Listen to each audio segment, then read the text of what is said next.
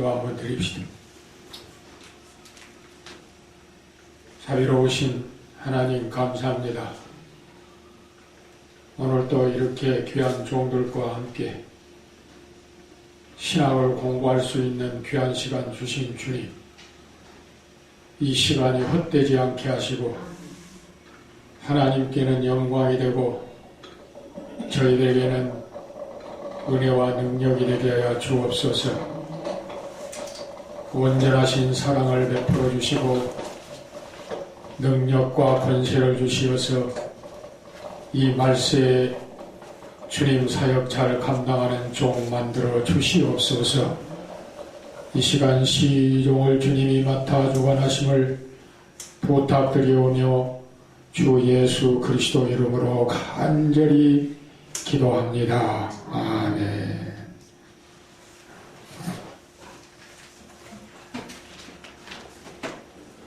벌써 이제 시작한 지가 엊그제 같은데 또 한 학기를 마무리하고 다음 1시간밖에 안 남았군요. 이렇게 세월이 빠르고 여러분들은 더딜 겁니다만 또 빠른 사람 빠르고 세상살이가 다 그런 거죠.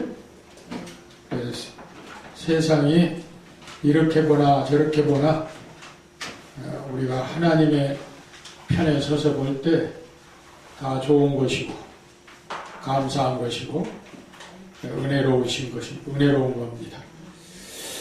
우리가 인간의 탈을 입고 살기 때문에 항상 사도 바울이 오라나는 강관 공고한 자로다 했듯이 공고한 삶을 살 수밖에 없잖아요. 그래서 심층 심리학자 프로이드가 말씀하신 대로 말한 대로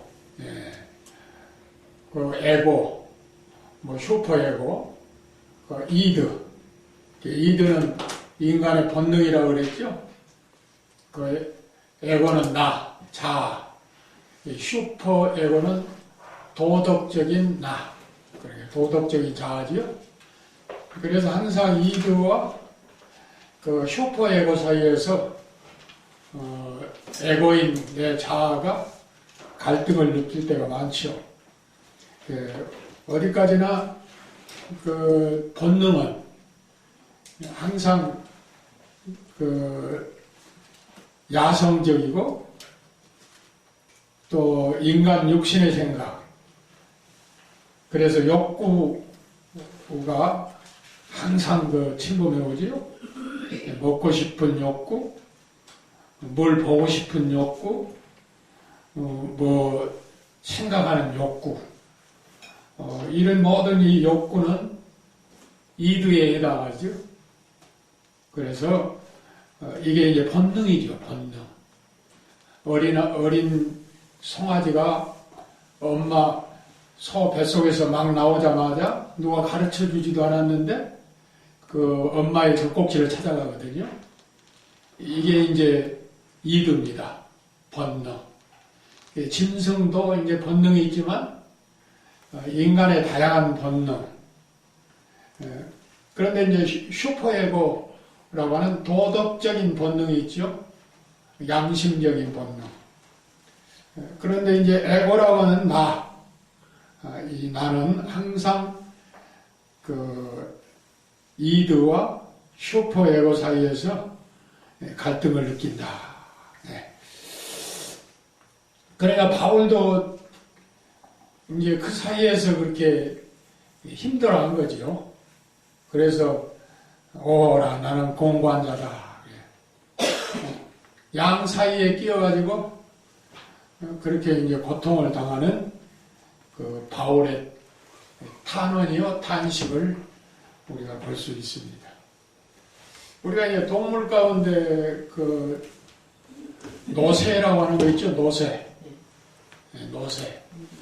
그런데 노새와 당나귀를 분간을 잘 못하잖아요. 중동 지방에 가면은 아주 혹독하게 이 당나귀와 노새를 다루더군요. 막 패고 그냥. 그래서 좀 부려먹더라도 좀 인정을 좀 베풀면서 부려먹으면 좋은데 아주 혹독하더라고요. 막 패요. 예. 그런데 이 노새와 당나귀, 그러니까 말가의 소가지요. 그래서 말, 노새, 당나귀, 이 세 가지는 그게 같아요. 그런데 이제 말은 우리가 이제 구분을 잘 하는데, 말과 노새를 또 이제 구분하기가 좀 힘들어요. 노새. 그리고 노새와 당나귀를 이제 구분하기가 좀 힘들고, 희귀부리 하거든요. 그런데 노새는 뭐냐면은, 숫당나귀와 암말과 이제 교배를 해가지고, 거기에서 이제 나온 놈이 노새인데, 희한하죠? 그러니까 이제 크기는 말만 하고, 그리고 담기는 낙이 담고. 그러니까 이제 애모의 크기는 이제 엄마 말을 닮은 거죠. 그런데 담기는 또 아버지 당나귀를 닮는다 이거예요. 그래서 뭐든지 잘 먹는 잡식성에 가깝고, 또 급변한 기후에 잘 견뎌내고, 중동지방의 기후가 얼마나 급변합니까? 그런데 이걸 잘 견뎌내고, 또 성격이 온순하고, 또 반면에 복수심이 강하답니다. 복수심. 그래서 꽤 많은 당나귀처럼 자기 아버지 닮아가지고 뭐 짐을 지고 가다가 주인이 좀 가호하게 하면 그걸 마음에 품고 있다가 그냥 막 갑자기 굴러버리고 짐을 짊어지고 가다가 이렇게 복수심이 강하다고 그래요. 그리고 이제 이 생식 기능이 없어져가지고 생식을 못하고, 그러니까 그 대에서 그냥 끝난 거죠. 그러니까 잡병도 잘 없고 뭐든지 잘 먹고 급변하는 기후에 잘 적응하고 좀 온순하고 이제 복수심은 강하지만은, 그러니까 한편으로는 어머니 말을 담고 이제 한편으로는 아버지 당나귀를 담고 양면성을 가지고 있는 거예요. 제노얼리처럼 얼굴이 둘인 것처럼 양면성을 가지고 있는 이 짐승을 가만히 생각해 보면서 인간도 이렇게 양면성을 가지고 살구나.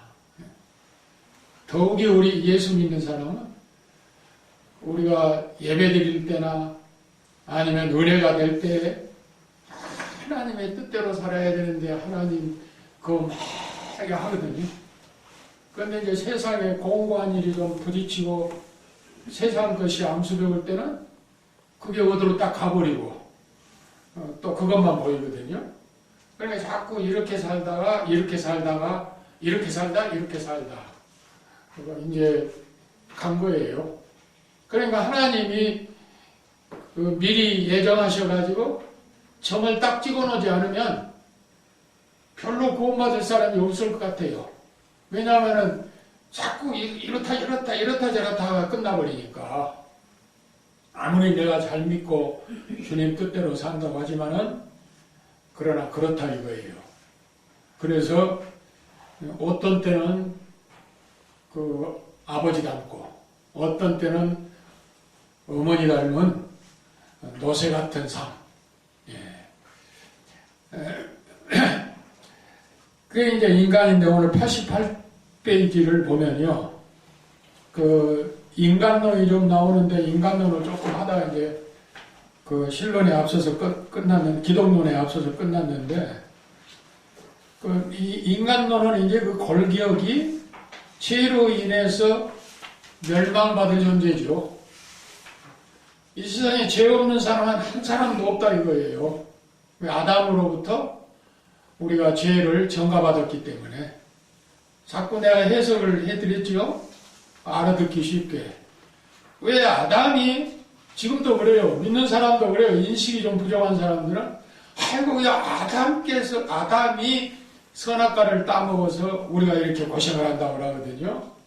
그러나 아담이 따먹었지만은 우리가 신학적으로 조명을 해볼 때 아담과 함께 내 자신이 따먹었다고 그랬잖아요. 그렇죠? 그러니까 아담이 따먹음으로 내가 이렇게 고생을 한다 하는 것이 아니고 나도 아담과 함께 아담의 허리에서 따먹었기 때문에 이게 내가 죄인이라 이거죠. 아담 할아버지를 우리가 얘기하기 전에 내가 죄인이죠. 내가 따먹었어요. 그러면 2000년 전에 돌아가신 예수님이 내 죄를 담당하시고 죽으신과 동시에 나도 그와 더불어 십자가에 못 박혔다고 그랬는데 2000년 전과 지금과 얼마나 갭이 넓어요. 그래도 2000년 전에 돌아가신 예수님과 내가 십자가에 함께 못 박혔다고 하는 원리가 바로 그 원리가 아닙니까? 그 원리. 예수님이 십자가에 못 박혀 죽으실 때 택한 백성들은 이미 예수님과 더불어 함께, 그러니까 아담이 선악과를 따먹을 때 아담의 허리에서 온 인류가 함께 선악과를 따먹듯이 예수님이 십자가에 죽으실 때 택한 백성은 예수님과 더불어 함께 십자가에 못 박혀 죽으셨다 이거예요. 그러니까 같이 죽어요. 나는 죽고 이제 내가 살아난 거지요. 그래서 죄로 인해서 멸망받을 존재. 그러나 예수의 십자가의 공로로 우리가 이제 구원을 받는 택자가 된 거지요. 그런데 여기에 이제 이사야는 인간론을 과거와 현재와 미래로 분류를 해서 담아놓고 있어요. 그래서 과거는 은혜 입은 자로 이제 담아놓고 1장 2절로 3절에 보면, 현재는 배은망덕자로 1장 4절에 보면, 미래에는 그 회복을 시켜서 영광을 드러낼 자로 60장 21절에 보면, 그러니까 여기에 미래에 이제 회복을 시켜가지고 영광을 드러낼 자는 누구냐? 남은 자라 이거죠. 남은 자. 신앙절개를 바로 지키고 어떤 어려운 난관 속에서도 우리가 하나님을 버리지 않고 이제 그 하나님 손 꼭 붙잡고 하나님 품속에서 하나님과 더불어 사는 택한 백성들. 이게 남은 자지요. 그래서 과거와 현재와 미래로 논을 했거든요. 근데 이제 남은 자는 뭐냐면 88페이지 그 중간에 보면 남은 자는 그 1, 2, 3, 4, 5로 그 해놨는데요. 이집트 문자입니다. 하나님만 의지를 하는 거예요. 하나님만 의지. 이사야 10장 20절에 보면 여호와를 진실하게 의지하리니 그랬습니다. 어떻게 하든지 하나님만 의지한 거예요. 그래서 좋아도 감사, 또 나빠도 감사. 그러니까 감사가 나오는 생활을 하게 되어지는 것입니다. 이게 이제 하나님과 하나님만 의지하는 그런 삶입니다. 하나님만 의지하는 삶은 어떤 삶이냐? 하나님과 동행하는 삶이죠. 이게 이제 에녹 같은 구약의 초대 선지자도 하나님과 300년 동안 동행했다. 이렇게 얘기를 해주고 있지 않습니까? 하나님과 동행하는 삶. 이게 이제 바로 하나님만 의지하는 삶이다. 이렇게 보면 됩니다. 그래서 그 두 번째로는 여호와의 이름을 부르는 자. 그 여호와를 앙망하는 자죠. 40장 31절에 보면 여호와를 앙망하는 자는 새 힘을 얻으리니 그랬습니다. 여기 악망이라고 하는 말은 무슨 말이냐면 히브리 12장 2절과 연결이 되어져요. 하나님 앞에 내 시선을 고정시켰다 그 말이에요. 예. Fix our eyes on Jesus. 예수에게 내 이 시선을 완전히 고정시켰다 그 말입니다. 그러니까 우리가 히브리서를 읽어보면 히브리서를 읽어보면 히브리 12장은 우리가 사는 집으로 생각하면 히브리 11장은 무슨 장이죠? 믿음장이죠. 히브리 9장 말미는 그 믿음에 대한 서문을 기록하고 있거든요. 그러니까 히브리 9장 말미는 이제 사는 집으로 말하면 그 집 문을 열고 들어가는 거예요, 이렇게. 뱀문을 열고 들어가는 거예요. 그래가지고 히브리 11장에는 마당에 보면 아주 펼쳐진 믿음의 선진들을 보여주고 있잖아요. 그리고 이제 히브리 12장으로 딱 들어가면 1절로 2절이 아주 중요한 거 아닙니까? 사람으로 사는 집으로 말하면 안방이에요, 안방. 안방도 그 아랫목이에요. 아주 중요한 내용이 히브리 12장 1절, 2절입니다. 그런데 그 2절에 보면 그렇게 되어 있거든요. Fix our eyes on Jesus. 예수님에게 나의 시선을 고정시켰다. 그러니까 이게 주를 앙망하는 사람이에요. 주님 앞에 딱 내 시선이 꽂아지는 거예요. 마음에 든 총각이 마음에 든 여자를 딱 볼 때 그 시선이 꽂히듯이. 시선이 꽂혀서 결혼하셨잖아요. 나 같은 경우는 뭐 중매했지만 우리 고모님이 이제 권사님이신데 작년에 별세를 하셨는데 그 처녀가 그렇게 마음에 들었던 모양이에요. 그래서 그냥 어떻게 하든지 나하고 붙여주려고 해가지고 그 장인 될 양반한테 욕까지 얻어먹어가면서 이제 중매를 해가지고 결혼을 했는데 여하튼 감사하지요. 예. 나 같은 사람 따라 사느라고 얼마나 고생 많았어요. 이 사모라는 건 참 고생하는 거예요. 목사는 그냥 그 강단에 올라가서 설교하면서 스트레스 해소하지만은 사모는 다 짊어지고 사니까 사모가 죽을 때 병 안 짊어지고 죽은 사모가 별로 없다고 그래요. 그걸 다 짊어지고 끙끙거리고 있어야 되지. 그러니까 참 인간적으로 불쌍하지. 그런데 성경에 그랬잖아요. 하늘나라가 없으면은 우리가 불쌍한 사람이다. 세상에서 제일 불쌍한 사람이에요. 그러나 하늘나라의 소망이 우리를 이제 뒷받침해주고 있는 거죠. 그 다음에 남은 자의 특징 세 번째는 굳건히 보존이 돼요. 보존이 됩니다. 37장 30절로 32절에 보면 그래서 거기서 난 열매를 먹고 시온산에서 나오리라 그렇게 얘기를 했습니다. 참 이게 신비로운 말씀이죠. 거기서 나온 열매를 먹고 시온산에 거하리라 이렇게 기록을 하고 있습니다. 그 다음에 네 번째로는 고명한 자, 이사야 32장 7절로 8절에 이 고명하다고 하는 말은 무슨 말이냐면요, 고상하고 현명하다 그 말입니다. 고상하고 현명하다. 고명한 자, 고상하고 현명한 자, 악을 행치 않는 자지요. 다섯 번째로는 하나님의 선택함으로 된 것이죠. 이제 이게 중요한 거예요. 하나님의 선택함으로. 그래서 하나님이 하시는 일이 뭐라고 그랬어요? 또 말씀을 드릴게요. 하나님이 하시는 일이 첫 번째 뭐라고 그랬어요? 하나님이 하시는 일, 작정과 예정. 작정과 예정이라고 그랬죠. 그래서 작정은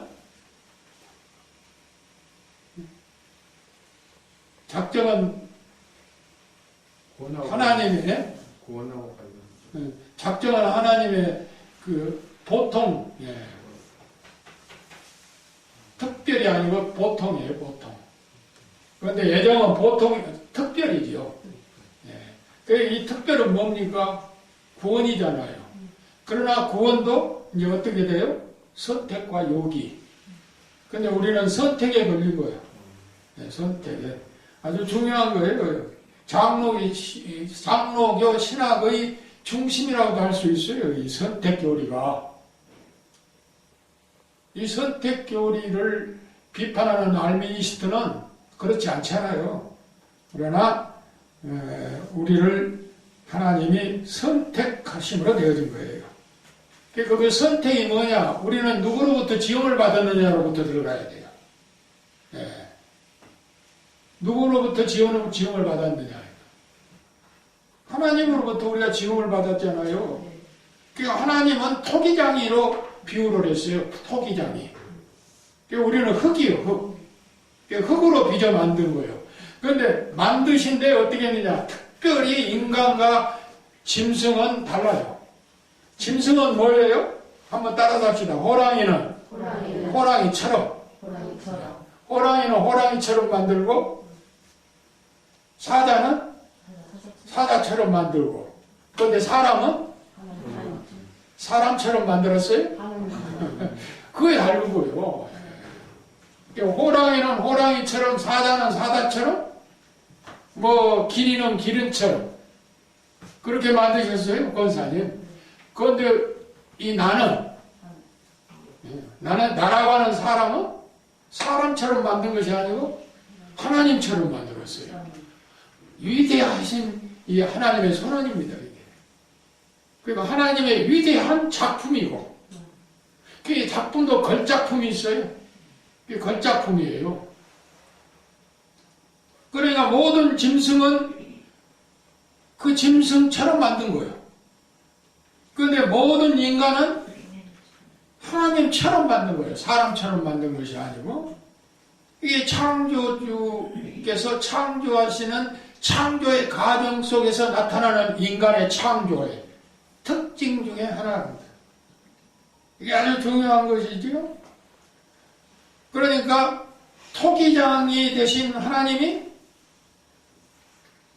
진흙으로 나를 친히 빚어 만들어서 거기에다 생기를 불어넣어가지고 생명이 되게 하셨죠. 자, 그러면 이 토기장의 비유를 그렇게 이제 얘기한 거 아니에요. 그래서 사람의 근본을 알기 위해서는 먼저 나라고 하는 존재를 누가 만들었느냐 하는 것부터 알아야 돼요. 그래서 나라고 하는 존재는 하나님이 창조를 하셨다. 그게 바로 토기장이다 이거지요. 이사야 46장에 그렇게 얘기하고 있어요. 토기장의 비유로. 이사야 46장의 인간론의 인간 창조의 개념을 토기장이로, 그러니까 피조물은 그러면 토기장이로부터 흙으로 빚어 만들어진 피조물인 나는 어떻게 살아야 되느냐 하는 걸 질문해야 돼요. 퀘션마크를 붙여야 됩니다. 그래서 토기장이로부터 지음을 받은 나는 어떻게 살아야 하나? 그 첫 번째로 보면 우리의 삶은 창조주께 헌신할 의무가 있다 하는 걸 알아야 돼요. 신명기 10장 12절보다처럼 헌신할 의무. 그래서 이 헌신이라고 하는 건 그냥 단순히 헌신이다 이렇게 생각하면 안 돼요. 헌신 예배도 많이 드리지만은 이 헌신은 뭘 얘기한다고 그랬어요? 구약의 제물로 말하면 번제에 해당한다고 그랬어요. 번제. 네, 헌신은 번제에 해당한다고 그랬잖아요. 헌신은.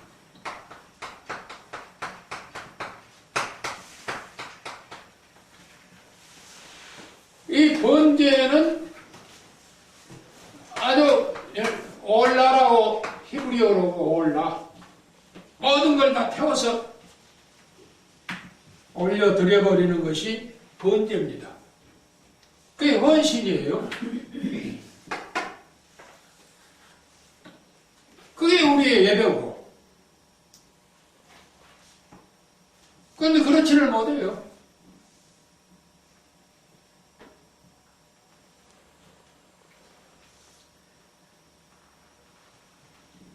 그 다음에 피조물인 내 자신은 어떻게 살아야 되느냐 하는 그 두 번째 질문을 우리에게 던질 때 하나님을 전적으로 순종해야 된다 하는 걸 알아야 되거든요. 전적으로 순종해야 된다. 사무엘상 15장 22절. 거기 보면 뭐라고 그랬어요? 제사보다 하나님을 순종하는 것이 우선이라 이거예요. 하나님을 순종하는 것이 우선이다. 그 맹종하라는 말은 아니에요. 맹종. 이단들 뭐 맹종시키잖아요. 그러니까 그냥 가정도 버리고 그따구 짓을 한 거 아닙니까? 이단들 잘못인 거예요. 요새 참 말하기는 좀 부끄럽지만 목사가 뭐 하나님 앞에 아무리 하나님 친하다고 나한테 죽어 그런 소리를 하면 되겠어요. 어제 종로 경찰서에 가서 뭐 몇 시간 조사받고 나왔다는데 아이고 뭐 카메라 들어대고 찍고 그러는데 하나님 내 소원 들어줄 거지? 안 들어주면 죽어. 그게 헛소리입니까? 이게 정말 농담이라도. 창피할 일이에요. 창피할 일. 나도 창피할 일이 삶을 살지만은 잘못된 그런 성경관. 그러니까 우리 기독교도요. 이 이슬람 근본주의처럼 기독교 근본주의도 문제가 있는 거예요. 기독교 근본주의가 있어요. 자기들 외에는 다 가짜고. 이슬람 근본주의도 얼마나 문제입니까? 사람을 그냥 죽이기를 닭 한 마리 죽이는 것보다 더 쉽게 그렇게 죽이고 있고 그랬잖아요. 그러니까 기독교 근본주의도 이거 삼가해야 되거든요. 우리는 기독교 근본주의가 아니잖아요. 개혁주의지. 그러니까 아무리 잘 믿는 것도 좋지만 어떻게 믿으라고 그랬어요? 바로 믿자 이거예요. 바로 믿자. 성경을 66권을 많이 아는 것도 좋지만은 바로 알아야 된다요. 바로. 그렇지 않아요? 이 바로 아는 것이 중요하고 바로 사는 것이 중요해요. 우리가 인생을 살아가는 데 있어서도 잘 살아야 돼요. 열심히 잘 살아야 돼요. 그러나 보다 중요한 것은 뭡니까? 바로 사는 것이 더 중요한 거예요. 바로 사는 거예요. 바로 믿고 바로 살아야 돼요. 그러니까 주의 일도 잘해야 돼요. 그러나 그보다 더 중요한 것은 바로 하라는 거죠. 그렇지 않아요? 바로 하라.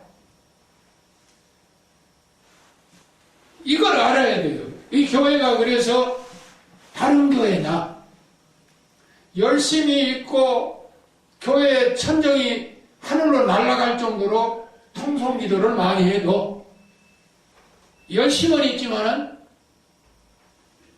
바르지 못하면 잘못된 거거든요. 바로 우리가 믿어야 돼. 은혜도 바로 받아야 돼.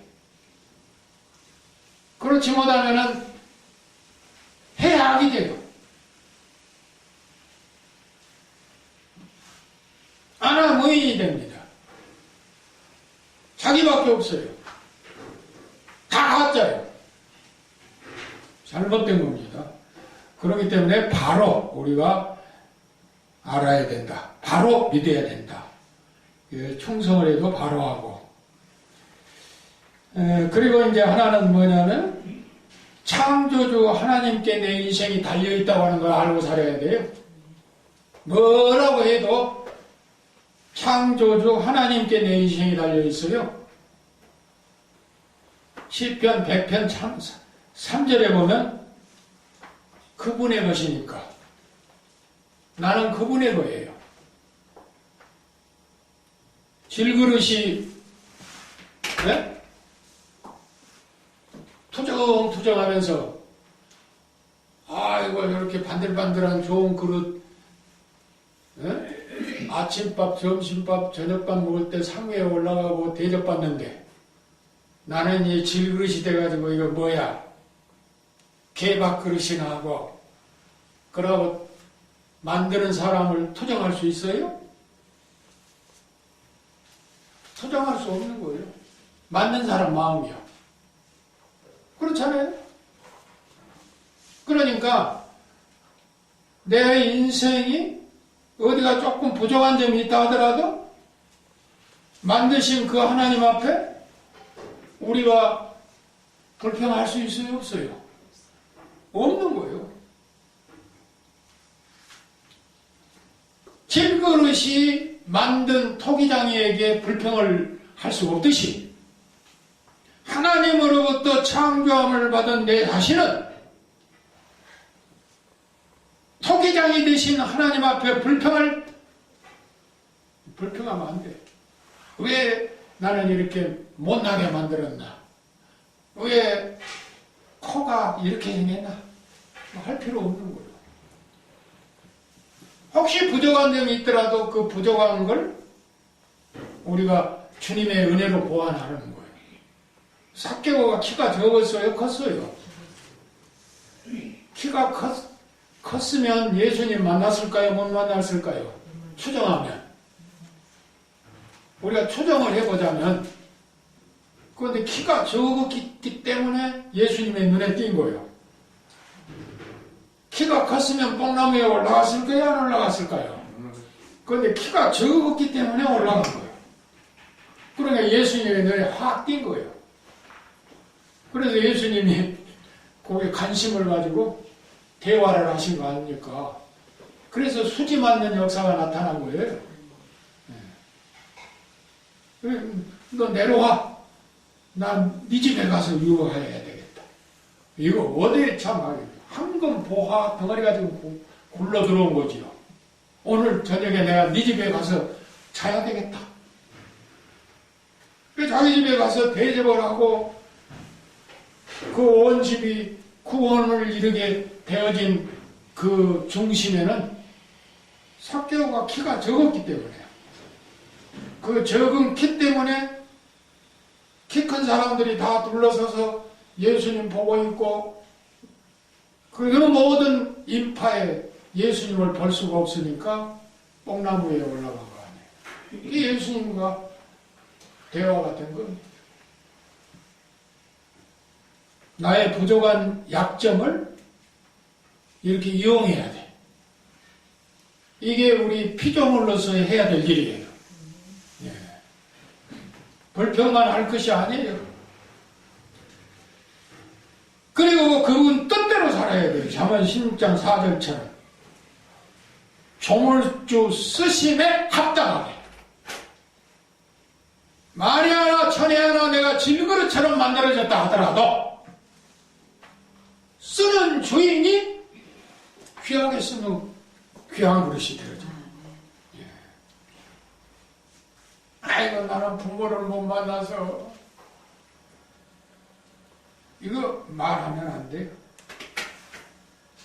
하나님 뜻대로 만드신 분 뜻대로 살아야 되고 그리고 하나는 이제 항변할 권리가 없는 거예요. 아까 얘기했던 대로 나를 왜 이렇게 만들었습니까? 내 형편이 왜 이렇습니까? 이런 그 항변할 권리가 없는 거예요. 로마서 9장 20절로 21절에 있는 말씀이죠.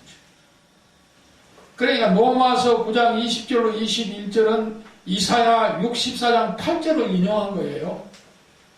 이사야 64장 8절을 인용했는데 물건이 만든 사람에게 항변할 수 있느냐 하는 거예요.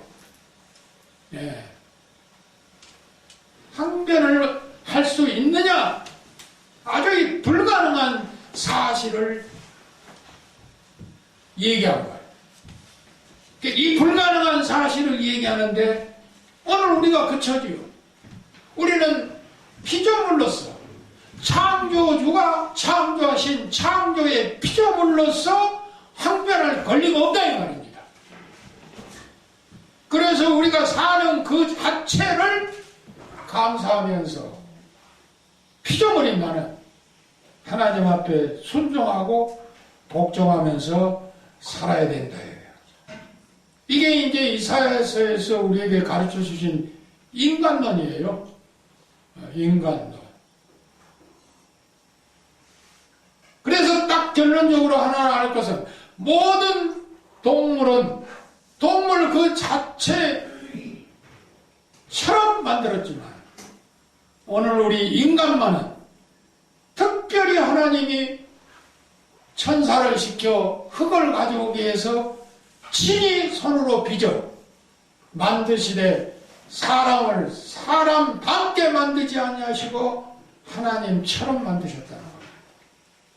얼마나 존귀한 존재입니까? 나라고 하는 존재가. 이 원리를 아는 사람은 자기의 생명을 함부로 끊을 수 없는 거예요. 그렇잖아요? 다른 사람이 나를 어떻게 보느냐가 문제가 아니에요. 다른 사람이 어떻게 보든 나는 하나님의 피조물로서 하나님 닮은 사람이다. 하나님 닮은 사람. 존귀한 가치입니다. 아주 귀한 겁니다.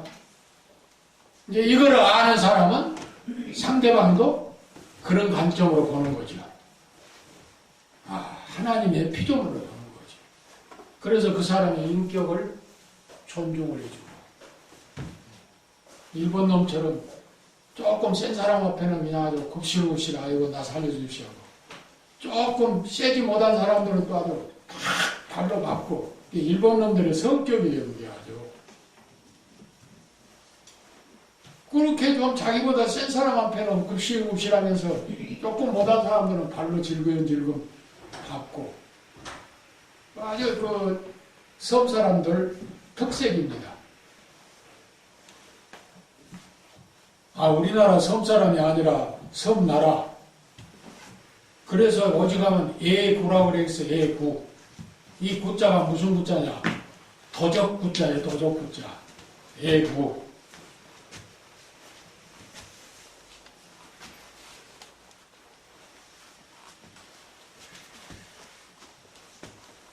그래서 남은 자를 위한 기도를 보면 그 밑에 참고하고 긍휼과 은혜를 베풀어 주시옵소서 하는 그런 애원인데 이사야가 가르치는 하나님의 자녀들의 특징은 가나다라마바로 그 몇 가지가 있습니다.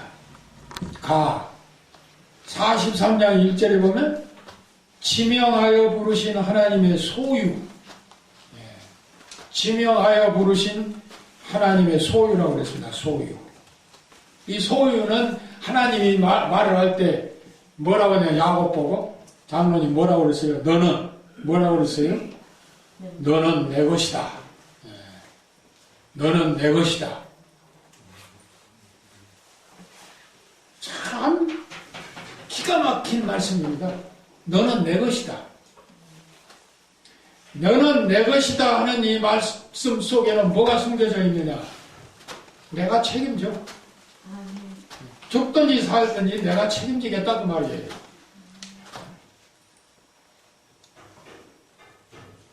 그러니까 우리가 결혼을 해봤지만은요, 뭐 여자분들은 모르겠습니다만 남자로서 장로님 총각 때하고 결혼 딱 한 뒤에하고는 마음이 딱 달라지더구만. 총각 때는 어디 가서 비가 내리면 신발짝 2짝만 딱 비 안 맞도록 넣어놓으면 끝나요. 그런데 사람이 딸리니까 달라져. 걱정이 되고 집안이. 그렇잖아요. 너는 내 것이다. 그러니까 하나님이 걱정할 필요는 없지만은 항상 걱정스러운 마음으로 나를 관찰하고 계신 거예요. 네. 너는 내 것이다 이거예요. 지명하여 부르신 하나님의 소유. 얼마나 감사한 일입니까, 여러분.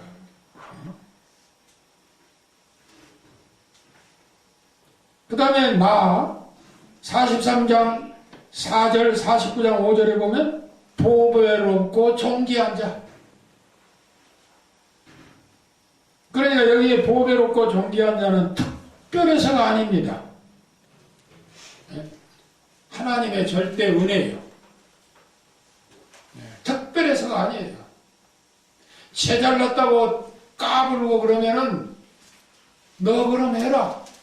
하나님이 해주셔야 되는데 자기 잘난 멋에 사는 사람이 있어요. 그러나 보배롭고 존귀한 자, 이게 하나님의 절대 은혜입니다. 그 다음에 다 43장 21절에 보면요, 하나님 자신을 위하여 찬송을 부를 자. 특별히 선택해 주셨다 이거지요. 찬송을 부를 자. 그럼 입으로도 부르고 중심으로도 부르고 우리의 삶으로도 부르고, 우리 삶이 찬송인 거예요.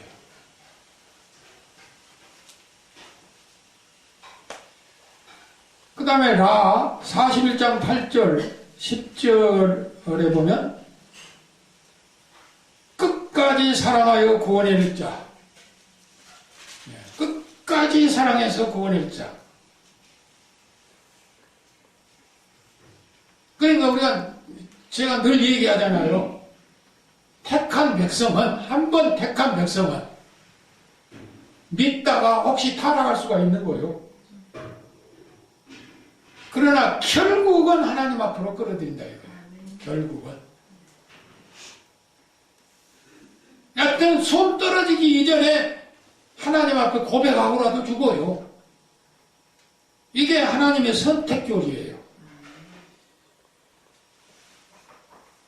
금방 침대 속에서 지금 손이 떨어져도 떨어지기 직전에 하나님 앞에 고백을 하는 거예요. 그게 택자예요. 그런 말씀입니다, 이게. 끝까지 사랑하여 구원한다, 이거예요.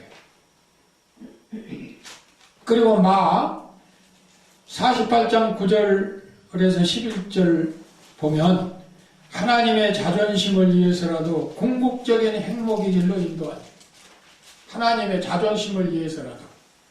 그래서 시편 23편이 얘기했잖아요. 내 이름을 위하여. 그렇죠? 이름을 위하여. 우리 예수 잘 믿고 사는 사람들, 또 주의 열심히 하려고 하는 사람들 그대로 방치해버리면 하나님의 이름이 흐려진 거예요. 그러니까 극히 잘못한 일이 없음에도 불구하고 잘못된 일이 없는 거예요. 왜? 하나님의 이름을 위해서라도, 하나님의 명예를 위해서 건강해야 되고, 하나님의 명예를 위해서 교회도 잘 돼야 되고, 뭐든지 잘 돼야 돼.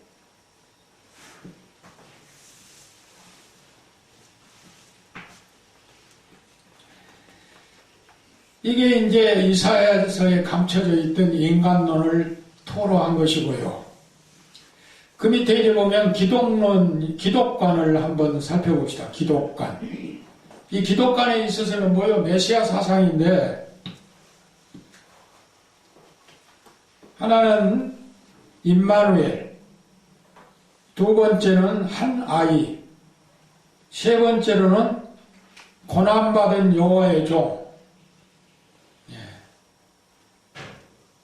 89페이지 보면 저 밑에 중간쯤 내려가서 네 번째는 이방인의 빛, 다섯 번째로는 의의 교사, 여섯 번째로는 의로우신 통치자. 이렇게 이제 기독론을 감춰놓고 있어요. 이사야서에.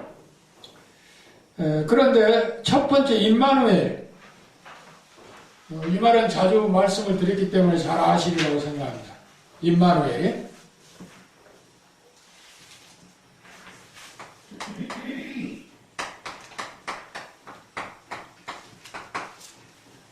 그러니까 세 단어가 합해져서 그 한 문장이 된 거예요. 임과 마누와 엘. 그러니까 여기에 이 말은 너희, 이거는 함께, 이게 보통 그 번역하는 얘기죠. 그런데 여기에는 결합, 결혼, 뭐 여러 가지 얘기가 들어있죠. 그 너희, 엘은 엘로엠의 준말이니까 하나님. 그 하나님이 너희와 함께 했다. 이거 보통 우리가 이제 해석하는 얘기잖아요. 그러니까 하나님이 너희와 결혼했다. 결혼. 이게 이제 그리스 말로는 가모스라고 그러는데, 가모스.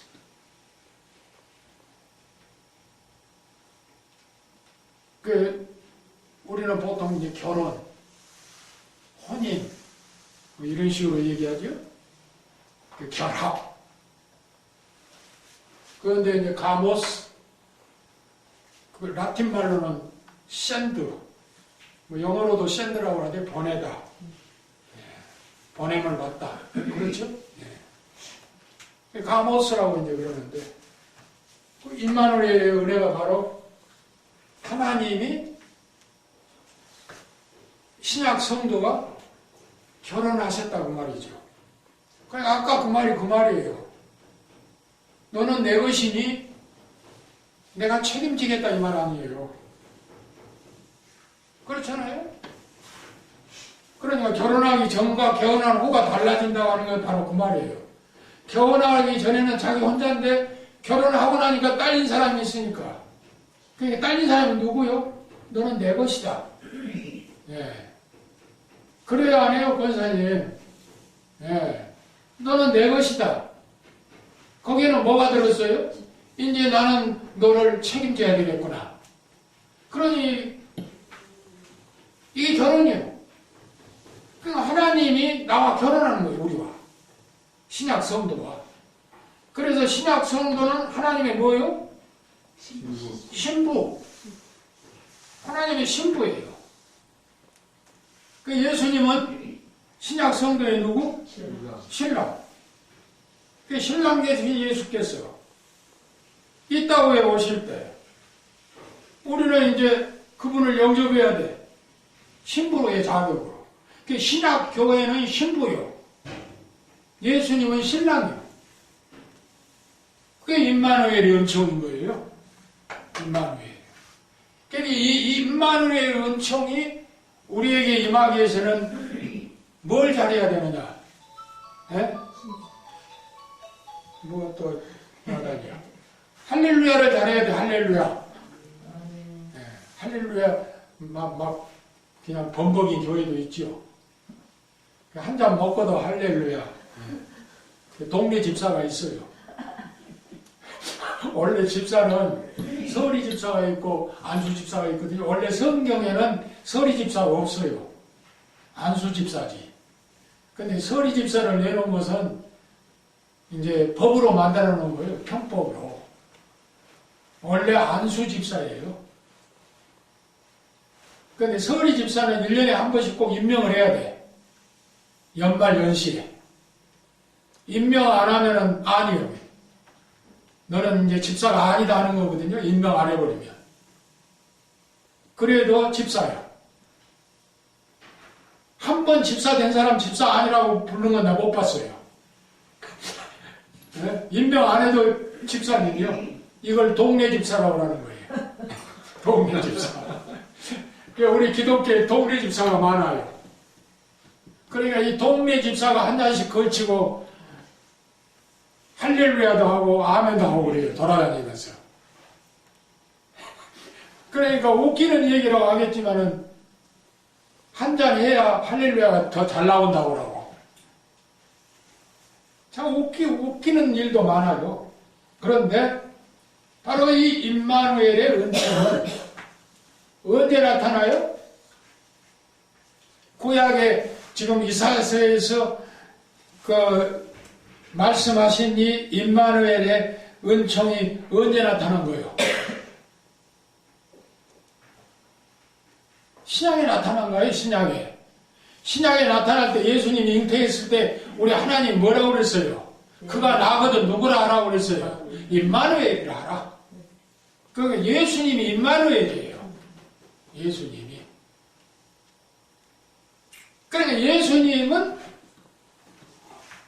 우리와 결혼을 했는데 그게 임마누엘이에요, 임마누엘. 그러니까 우리는 예수님의 것이에요. 그러면 예수님의 것이기 때문에 예수님이 책임지시는 거예요. 이게 임마누엘이에요. 그게 임마누엘이 이 땅에 나타나시기 이전 700년 전에 예언을 한 거예요. 이사야를 통해서. 이게 기독론 관문이에요. 조금 쉬었다 하십시다.